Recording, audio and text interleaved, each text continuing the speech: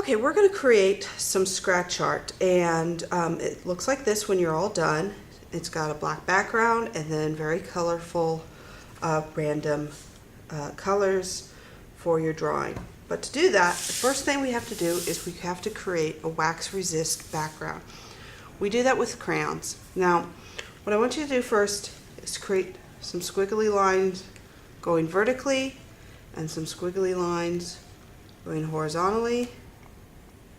And the more squiggly lines you create, the more colorful your background will be. Then, in each one of these sections, you need to color it in. And when you color it in, you need to color it in so that there is absolutely no white paper showing, which means you need to color in pretty hard. So if you color in lightly, like that, that won't work. You need to color it in really hard like that. So if you color it in lightly like that, you're going to have to go over it several times.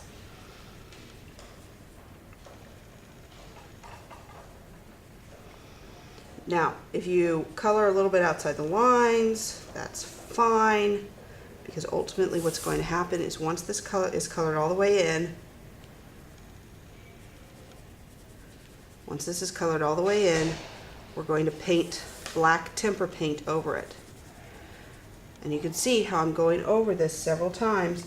So even like that little bit of white paper showing through will mess me up later. So I need to make sure that there is absolutely no white paper showing, which is why I gave you such a small piece of paper and why I'm giving you such a large chunk of time to work on this. Okay, so when you're ready to move on to the next color, you can do that. Now the brighter, bolder colors do look better. You don't want to use really pale colors like yellow. If you want white, you have to actually color it in, and that's a little tricky to do to figure out that you've colored it in enough. You can feel it though, and if it feels waxy, then you know you're good to go. So again, coloring in really, really well. And I'm going to color in every single one of these sections a different color. Now obviously I don't want to put purple there or orange there. I want to make sure that all the colors are different. I mean, you have 24 color options here, minus maybe the lightest of the yellow. That might not look so great. Remember, you want to stick to the bolder colors. Still gives you a lot of color options. Okay,